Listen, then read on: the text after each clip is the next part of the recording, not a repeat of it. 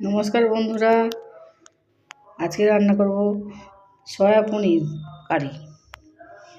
অনেক তো মাছের রেসিপি রান্না করেছি, আজকে সয়া পনির নিয়েছি। এই সয়া পনিরটাকে কেটে নেব।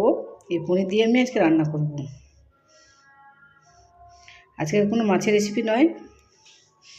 দেখো, সয়া পনিরটাকে এভাবে কাটবো, টুকরো টুকরো করে কেটে নেব। প্রথমে এখানে 200 মতো আছে, যদি ভালো মতো একটা তরকারি হয়ে যাবে।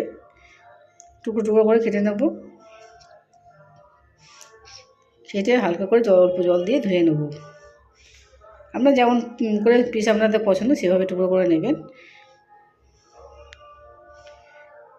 আমি চৌকো চৌকো করে কেটে নেব। এই সয়া পনির খেতে কিন্তু খুব দুর্দান্ত। যারা অনেকে মাছ পছন্দ করে না, তারা এই পনিরে বিভিন্ন রকম এখন পনির পাওয়া যায়, এই পনির দিয়ে রান্না করে খাবেন। পনির তরকারি খেতে খুবই ভালো লাগে, পুষ্টিকরও বটে। পনির রান্না করতে বলে মাছের থেকে কোনো অংশে কম হবে না। ভালো করে কষা কষা করে রান্না করতে হলে এক থালা ভাতও খাওয়া হয়ে যাবে, বা রুটিও খেতে পারে, দিয়ে রুটিও খেতে পারবেন। রুটি ভাত দুটোই খাওয়া যায়। সবগুলো কেটে নিয়েছি। এবার আলু নিয়েছি আমি। পেঁয়াজ আদা রসুন দিয়ে রান্না করব আমি। এখন কড়াইশুঁটির সিজন উঠেছে, কড়াইশুঁটি আপনারা দিতে পারেন। আমি সব মশলাগুলো মিক্স করে নিচ্ছি, পেস্ট করে নেবো আমি ভালো মতো করে। আদা পেঁয়াজ রসুন সব একসঙ্গে আমি সঙ্গে গোটা গরম মশলা দিয়ে আমি একসঙ্গে ভালো করে মিক্সিতে পেস্টটা বানিয়ে নেব। এবং জিরা দিয়ে দেবো, জিরাটা একবারই বেটে দেবো, তাহলে রান্না করতে সুবিধা হবে।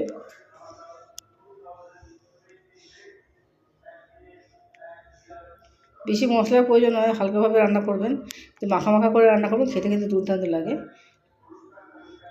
কড়াতে আমি তেল দিয়ে দিলাম, জল দিয়ে আমি অল্প অল্প করে ধুয়ে নিয়েছিলাম। এবার অল্প একটু চাল গুঁড়ো দিলাম, এতে খেতে আরও বেশ ভালো খেতে হয়, ফেটে যাবে না। অল্প একটু চাল গুঁড়ো বা বেসন একটু ছেড়ে দিতে পারেন, তাহলে ভেঙে যাবে না, কিছু নরমও থাকবে, ভেতরটা খুবই নরমই থাকবে। এবার আমি পনিরটাকে ভেজে নিচ্ছি। বেশি কড়া করে ভাজতে হবে না, হালকা সতের মতো করে নেবেন, তাহলেই হবে। নাড়িয়ে চাড়িয়ে একটু লাল লাল ভাব হয়ে গেলে আমি নামিয়ে দেবো। সামান্য পরিমাণ নুন দিয়ে দেবেন এর মধ্যে, হালকা করে। নুনটা তাহলে এর মধ্যে ভালো মতো ঢুকে যাবে।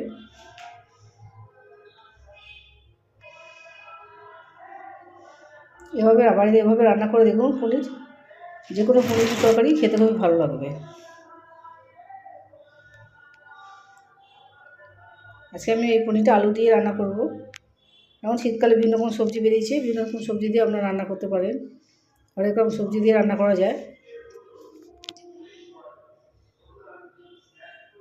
আলুগুলোকে আমি ডুমো ডুমো করে কেটে নিয়েছিলাম। তো হালকা করে আমি ভেজে নিয়েছি। এবার ফোড়ন দিয়ে দেবো। জিরা ফোড়ন দিয়ে আমি আলুগুলোকে ভালো করে একটু লাল লাল করে ভেজে নেব। এই আলুটাকে প্রথমে ভালো করে লাল লাল করে ভেজে নিলে এবার পরে কাঁচা ভাবটাও থাকবে না, আলু ভাজা ভাবটাও থাকবে, ভালো লাগবে খেতে। এক এক করে আমি হলুদ দিয়ে দিচ্ছি এর মধ্যে। হলুদ দিয়ে আবার নুন ভালো ভাজা মতো করে নেব। এটা আমরা কাঁচা লঙ্কা দিয়ে আর বাটা দিয়ে কাঁচা লঙ্কা পেস্ট করে রান্না করতে পারেন। আমি আজকে লাল লঙ্কা দিয়ে রান্না করব।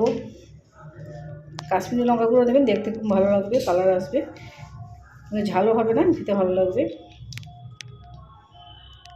যাতে যারা ঝাল পছন্দ করে না তারাও খেতে পারবেন। এ সময় গ্যাসের আঁচটা একটু কমিয়ে দেবেন। আমি পেস্টটা করেছিলাম, পেস্টটা এবার দিয়ে দিচ্ছি। পেস্টটা দিয়ে এবার ভালো মতো করে কষাতে হবে, যেহেতু পেস্টটা কাঁচা সেহেতু ভালো করে মশলাটা এবার ভালো করে কষাতে হবে। লাইক এবং সাবস্ক্রাইব করতে ভুলবেন না। কমেন্টে আমাকে জানাতে পারেন কারা পনির রান্না করেন, বা আমার এরকম রেসিপি দেখে রান্না করে একবার দেখুন, অবশ্যই ভালো লাগবে। আমাকে জানাতে ভুলবেন না এরকম রেসিপি কারা পছন্দ করেন। আস্তে আস্তে জলটা শুকিয়ে যাচ্ছে, ভালো মতো শুকিয়ে গেলে তবে আমি জল ফল দেবো। ভালো করে কষিয়ে নিই। কষানো শেষে কিন্তু নুন দেবো, প্রথম দিকে আমি নুন দেবো না। ভালো করে কষানো হয়ে গেলে শেষের দিকে আমি নুনটা দেবো এবং তেলটা সে বেরিয়ে আসবে। এবার আমি নুনটা দিলাম, যেহেতু কষানোটা আমার কমপ্লিট হয়ে গেল, এবার আমি নুনটা দিচ্ছি।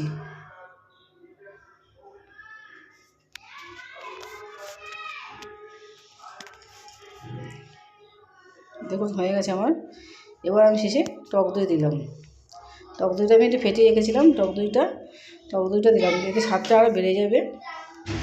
টক দইটা দেওয়াতে কিন্তু আরও স্বাদ বেড়ে গেল। দই দিয়ে ভালো একটু একবার নাড়িয়ে দেবো। বেশিক্ষণ দই দিয়ে বেশিক্ষণ রাখবেন না। এবার আমি জলটা দিয়ে দিচ্ছি, মশলা ধোয়া জলটা দিয়ে দেবেন। একবার একটু ঝোল ঝোল মতো রেখে দিলে আলুগুলো ভালো সিদ্ধ হয়ে যাবে। কিন্তু ভাজতে আমার আলু সিদ্ধ হয়ে গেছে, অর্ধেকে বেশি সিদ্ধ হয়ে গেছে। এবার সামান্য একটু দেখুন আলুগুলো সিদ্ধ হয়ে গেলে, ভালো মতো সিদ্ধ হয়ে গেলে তবে আমি পনিরটা দিয়ে দেবো। দিয়ে কিন্তু বেশ খানিকক্ষণ একটু ফুটে দিতে হবে। এই সময় গ্যাসের আঁচটা মিডিয়াম করে দেবেন বা কমিয়ে দিতে পারেন। দিয়ে ভালো মতো ঢাকা দিয়ে ভালো মতো একটু ফুটতে দেবে, যাতে ভালো মশলাটা ভালো নুনটা ভালো ঢুকে যায়, পনিরের মধ্যে ঢুকে যায়। এবার একটু মাখা মাখা করে নিয়ে আসতে হবে। এরকমভাবে রুটি দিয়ে খেতে তো দারুণ লাগবে। যদি আপনার ভাত দিয়ে পছন্দ করেন, ভাত দিয়েও খেতে পারেন। শেষে আমি ধনেপাতা দিয়ে দেবো। আপনারা যদি গরম মশলা পছন্দ করেন, গরম মশলা দিতে পারেন। শীতকাল যেহেতু আমি ধনেপাতাটাই পছন্দ করি, ধনেপাতাটা দিয়ে দিলাম।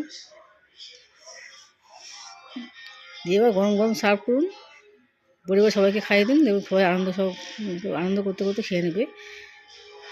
আর মাছের মাংসের কোনো দরকার প্রয়োজন হবে না। এটা দিয়ে এক থালা ভাত খাওয়া হয়ে যাবে বা রুটিও খেয়ে নিতে পারবেন।